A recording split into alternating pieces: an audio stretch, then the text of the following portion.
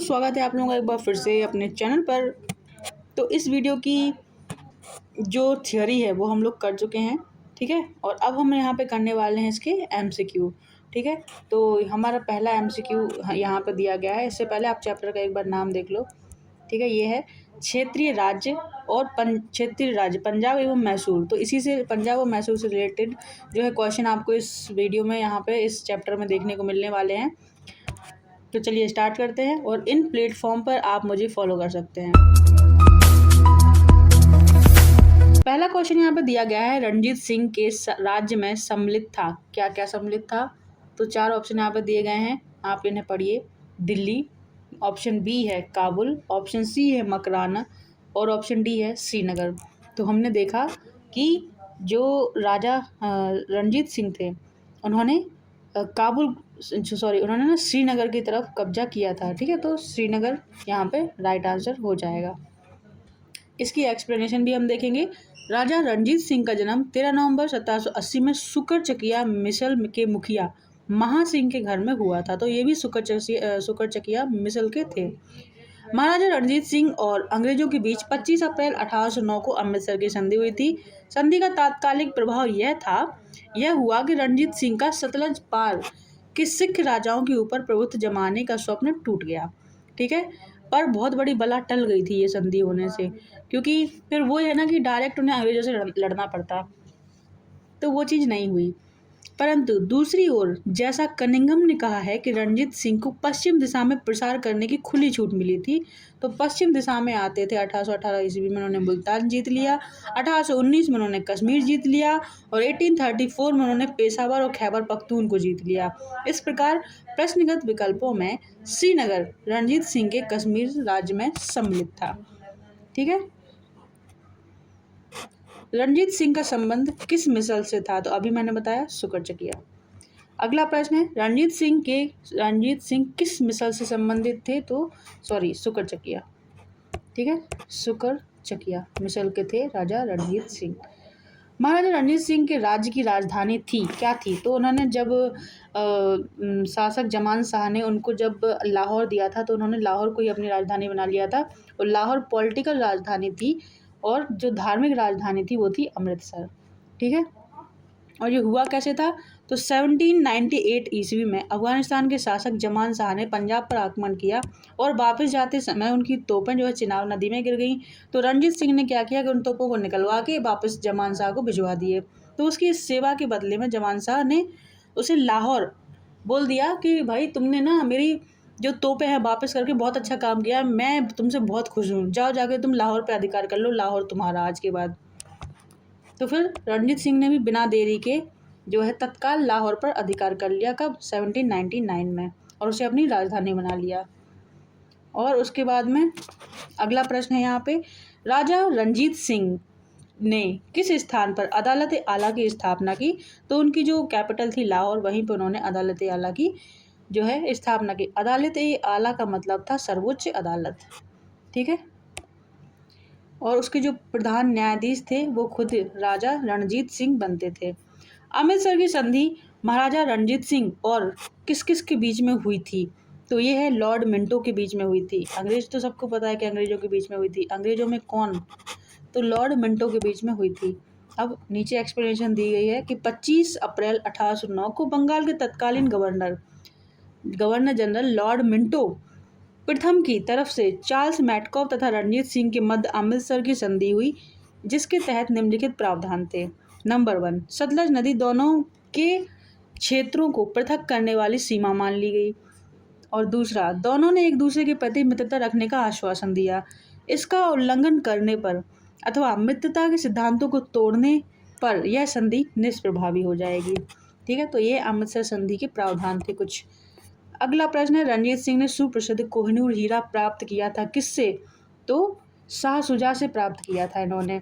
और ये शाह शुजा कौन था? जो अहमद शाह अब्दाली है, अहमद शाह अब्दाली, उसका कोई लगता था ये शाह शुजा, वंशज बोल सकते हो। यहाँ पे एक्सप्लेनेशन दी गई है तो हम इसमें देखेंगे ठीक से। पंजाब अहमद शाह अब्दाली के साम्राज्य का भाग था, परंतु 1773 ईस्वी में उसकी मृत्यु के पश्चात मुल्तान, कश्मीर इत्यादि कुछ छोटे छोटे भागों को छोड़कर शेष पर सिख मिसलों का अधिकार हो गया था। उधर अफगानों के आंतरिक झगड़ों के कारण रणजीत सिंह को अपनी स्थिति दृढ़ करने का अवसर मिल गया। 1803 में अहमद शाह अब्दाली का पौत्र था वो, ठीक है, पौत्र। अब अहमद शाह अब्दाली का पौत्र, जिसने अहमद शाह अब्दाली जिसने पानीपत का तीसरा युद्ध लड़ा था। तो शाह शुजा काबुल की गद्दी पर बैठा, परंतु उसके भाई शाह महमूद ने शक्तिशाली बरकतजई सरदारों, कौन से सरदार, बरकतजई सरदारों फतेह खां और दोस्त मोहम्मद की सहायता से 1809 में विस्थापित कर दिया तथा स्वयं कश्मीर और पेशावर पर अधिकार कर लिया। इसी अवसर पर शाह शुजा ने काबुल का राज्य प्राप्त करने के लिए रणजीत सिंह से सहायता मांगी थी और इसी सहायता के भेंट स्वरूप उसने कोहिनूर हीरा दिया था। और कोहिनूर हीरा जहाँ जाता है उसको बर्बाद ही कर देता है, ये ऐसा मेरा मानना है, ठीक है। क्योंकि तुम कोहिनूर हीरे की हिस्ट्री देखोगे ना, जहाँ जहाँ गया है वो राजा खत्म है, समझो, डिक्लाइन चालू हो जाता था उसका, ठीक है। अगला प्रश्न यहाँ पे देखेंगे, निम्नलिखित में से किसने कहा था, ईश्वर की इच्छा थी कि मैं सब धर्मों को एक निगाह से देखूं, इसलिए उसने मेरी दूसरी आंख की रोशनी ले ली। तो ये है राजा रणजीत सिंह की वाणी, क्योंकि उनकी एक आंख नहीं थी, तो उन्होंने कितना पॉजिटिवली इस चीज़ को लिया कि भाई मैं राजा हूँ और भगवान चाहते हैं कि मैं एक ही निगाह से सभी धर्मों को देखूँ, सेक्युलर, ठीक है। रणजीत सिंह है, उनका जन्म 13 नवंबर 1780 में सुकरचकिया मिसल के मुखिया महासिंह के घर में हुआ था। ये लाइन इतनी बार आ चुकी है ना, अब तो याद हो जाना चाहिए आप लोगों को, ठीक है। डिट्टो, इतनी लाइन 3 से 4 बार रिपीट हुई है, थियरी में भी रिपीट हुई है, यहाँ भी 3-4 क्वेश्चन में रिपीट हुई है, ठीक है। वह 12 वर्ष के थे कि उनके पिता का स्वर्गवास हो गया।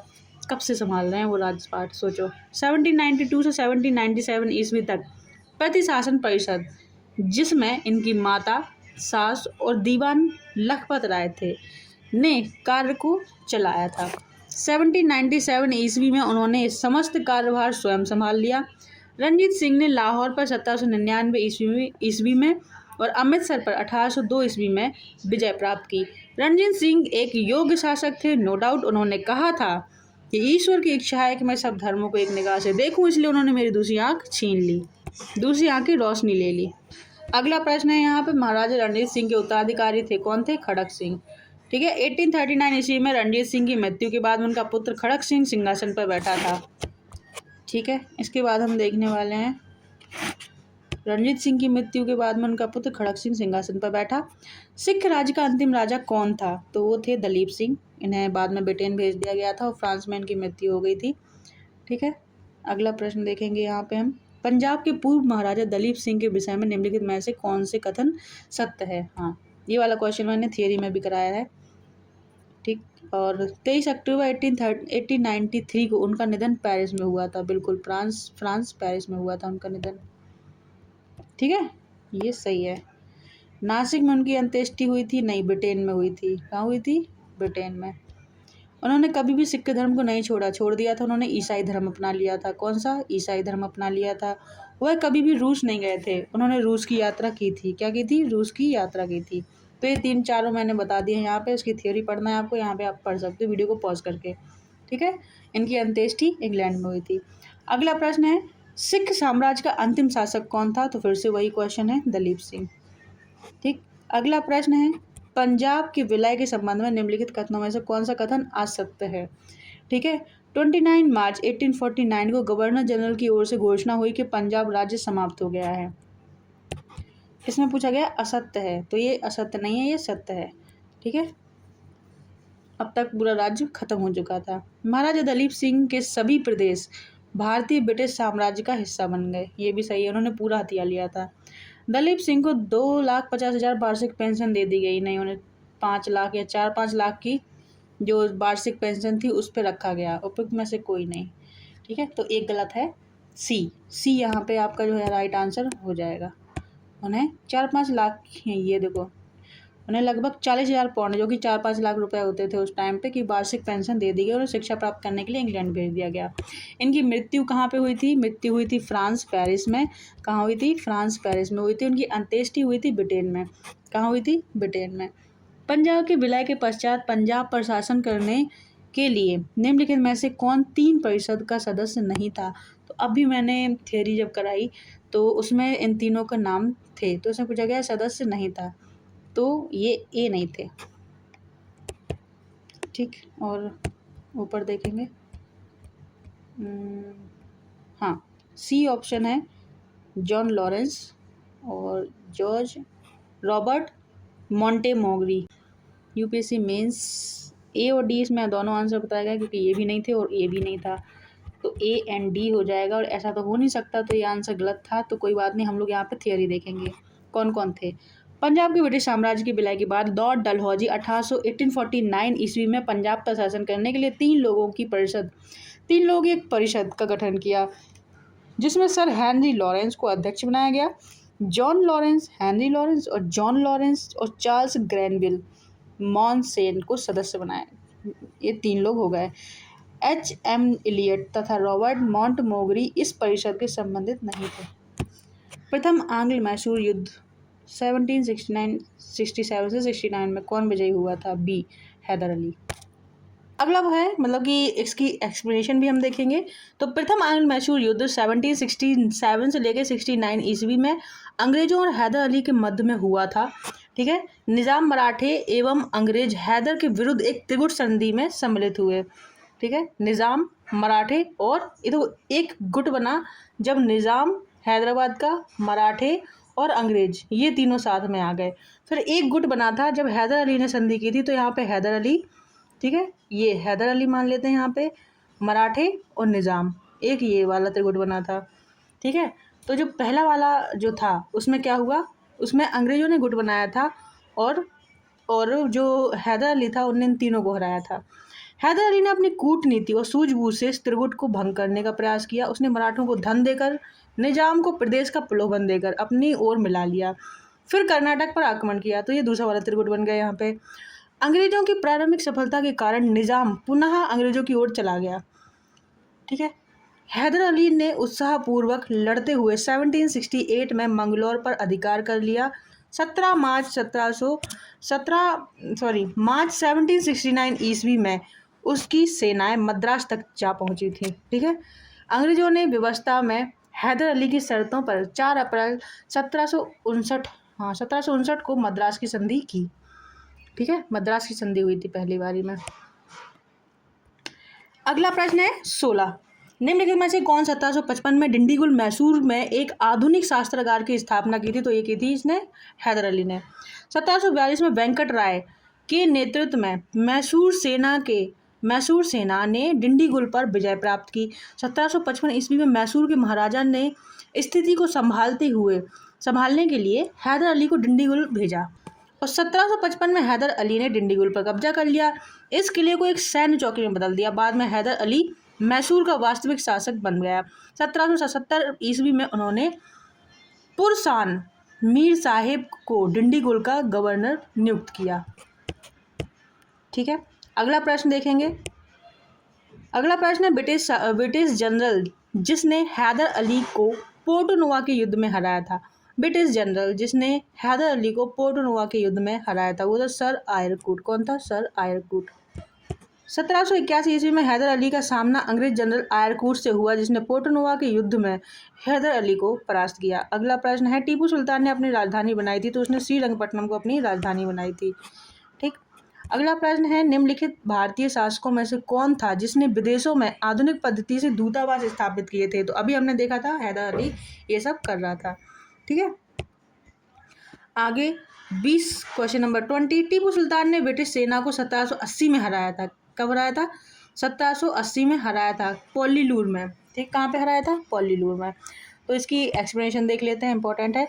हैदर अली एवं टीपू सुल्तान ने मराठों तथा निज़ाम के साथ एक समझौता कर लिया तथा फ्रांसीसी सहायता का वचन ले लिया तथा कर्नाटक पर जुलाई 1780 में आक्रमण करके अरकाट पर अधिकार कर लिया। तत्पश्चात 10 सितंबर 1780 को हैदर अली और टीपू की संयुक्त सेनाओं ने पोल्लीलूर, अन्य नाम था पेरुम्बकम के युद्ध में कर्नल बेली को बुरी तरह पराजित किया। बेली की पराजय का समाचार सुनकर कर्नल हेक्टर मुनरो, जो बेली की सहायता के लिए आ रहा था, वापस लौट गया।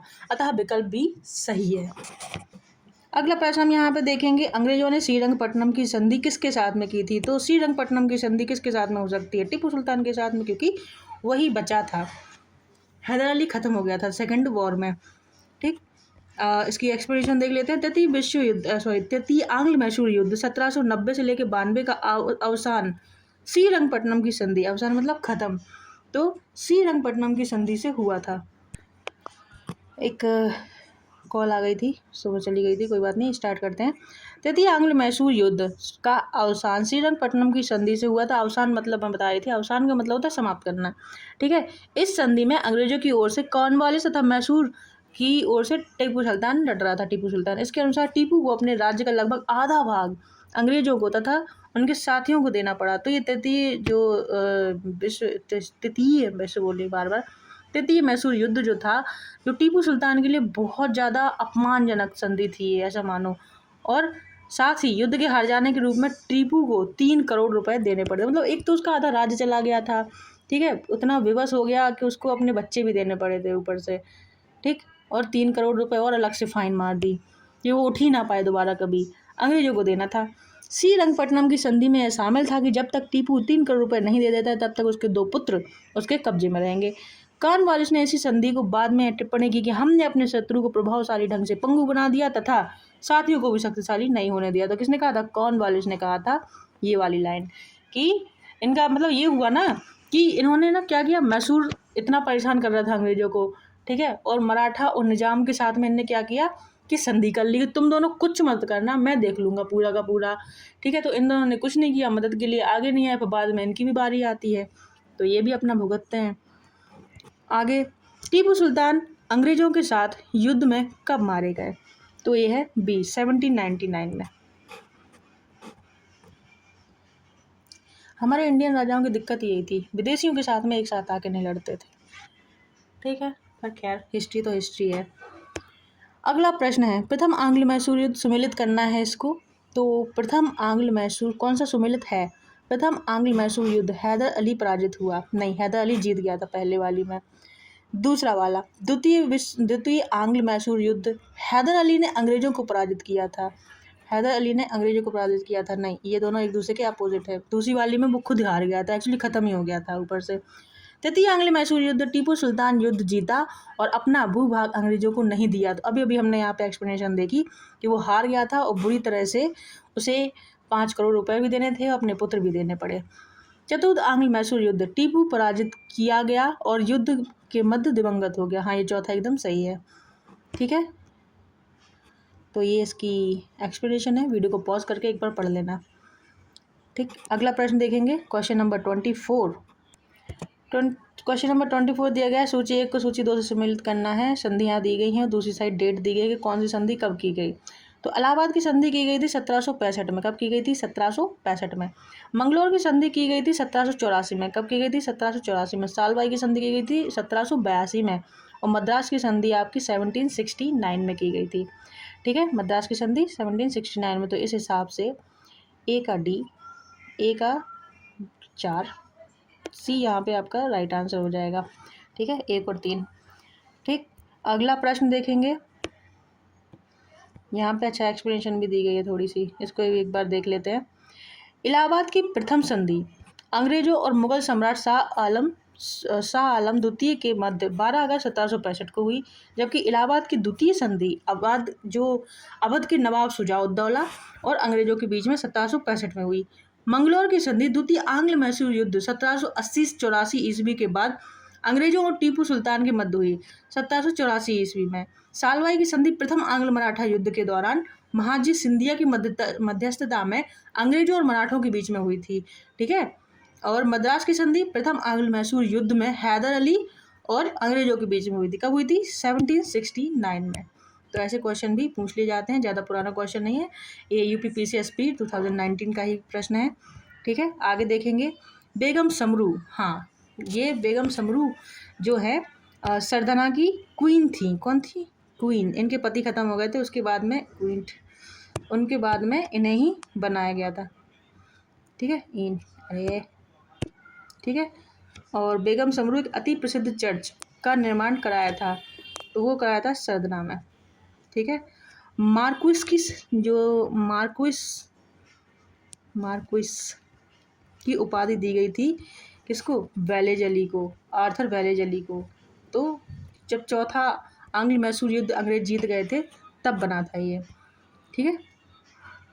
1750 से 36 ने एक अति प्रसिद्ध चर्च मेरठ के निकट सरदना में इसका निर्माण कराया गया था। अगला प्रश्न यहाँ पे देखेंगे, निम्नलिखित कथनों पर विचार, कौन सा सही नहीं है।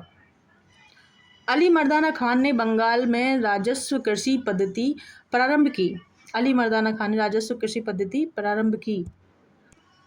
और दूसरा देखेंगे, महाराजा रणजीत सिंह ने लाहौर में तोपों का निर्माण के लिए आधुनिक ढलाई खाने स्थापित किए। कौन सा सही नहीं है पूछा गया। आमेर के सवाई जयसिंह ने यूक्लिड के रेखा गणित के तत्वों का संस्कृत में अनुवाद कराया। ये भी सही है। मैसूर के टीपू सुल्तान श्रृंगेरी मंदिर में देवी शारदा की मूर्ति का निर्माण करने के लिए धन दिया था। ये भी सही है, ये भी सही है, ये भी सही है।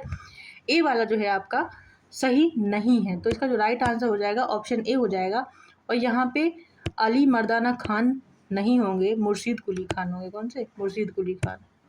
एक बार इसी क्वेश्चन की हम लोग एक्सप्लेनेशन देखेंगे। यहाँ पर रणजीत सिंह ने तोपखानों पर अधिक बल दिया था। लाहौर तथा अमृतसर में तोपें, गोला और बारूद बनाने के कारखाने लगाए गए। आमेर के सवाई जयसिंह ने यूक्लिड के रेखागणित के तत्वों का संस्कृत में अनुवाद कराया। सवाई जयसिंह ने जयपुर, दिल्ली, बनारस, मथुरा और उज्जैन में 5 वेधशालाओं भी बनवाई थी। टीपू सुल्तान ने श्रृंगेरी में शारदा माता मंदिर के लिए जो है धन दिया था, ठीक है। और बंगाल के राजस्व पद्धति प्रारंभ करने का श्रेय अली मर्दाना खान को नहीं बल्कि मुर्शीद कुली खान को जाता है, ठीक है। और ये यहाँ पे हम देखेंगे द लास्ट वन क्वेश्चन, हाँ लास्ट ही है। द लास्ट क्वेश्चन क्या है? ये है लास्ट क्वेश्चन हमारा। निम्नलिखित कथनों पर विचार कीजिए। पानीपत के तृतीय युद्ध में अहमद शाह अब्दाली ने इब्राहिम लोदी को पराजित किया था। यहाँ पे लिखा है कौन सा सही है पूछा गया है। तो तीसरा युद्ध मराठों के बीच में हुआ था। किसके बीच में? मराठों और अहमद शाह अब्दाली के बीच में। तृतीय आंग्ल मैसूर युद्ध में टीपू सुल्तान की मृत्यु हो गई, उसकी चौथे में हुई थी। क्या उसमें? 4th वाले में हुई थी। इसमें श्रीरंगपट्टनम की संधि हुई थी। प्लासी के युद्ध में सिराजुद्दौला की पराजय के लिए मीर जाफर ने अंग्रेजों से मिलकर षड्यंत्र रचा था। ये एकदम सही है, तो केवल तीसरा यहाँ पे सही है। अगला प्रश्न ये, अच्छा IAS 2004 का क्वेश्चन है, इसकी एक्सप्लेनेशन एक बार देख लेंगे। 14 जनवरी 1761 को पानीपत की तीसरी लड़ाई में अहमद शाह अब्दाली ने सदाशिव राव भाऊ के नेतृत्व वाली मराठा सेना को बुरी तरह पराजित कर दिया। JN सरकार के अनुसार महाराष्ट्र में संभवतः ही कोई परिवार ऐसा नहीं होगा जिसने कोई न कोई संबंधी ना खोया हो। इतनी लाशें बिछी थी उस टाइम पे, तथा कुछ परिवारों का तो सर्वनाश ही हो गया था। 1790 से लेकर 92 में हुए तीसरे आंग्ल मैसूर युद्ध में टीपू सुल्तान केवल पराजित हुआ था, उसकी मृत्यु नहीं होती। श्रीरंगपट्टनम की संधि से युद्ध विराम संपन्न हुआ। टीपू की मृत्यु जो है 1799 में चतुर्थ आंग्ल मैसूर युद्ध में हुई थी। प्लासी के युद्ध जो 1757 में हुआ था, मीर जाफर ने अंग्रेजों से मिलकर सिराजुद्दौला के विरुद्ध षड्यंत्र रचा था। अन्य षड्यंत्रकारियों में साहूकार जगत सेठ, राय दुर्लभ, अमीन चंद्र प्रमुख थे, अतः केवल तीसरा आंसर सही नहीं है। तो इसके बाद हम लोग मिलते हैं आप लोगों से नेक्स्ट वीडियो में। टाटा बाय, राधे राधे, जय हिंद। अगला चैप्टर होगा हमारा गवर्नर जनरल और वायसराय।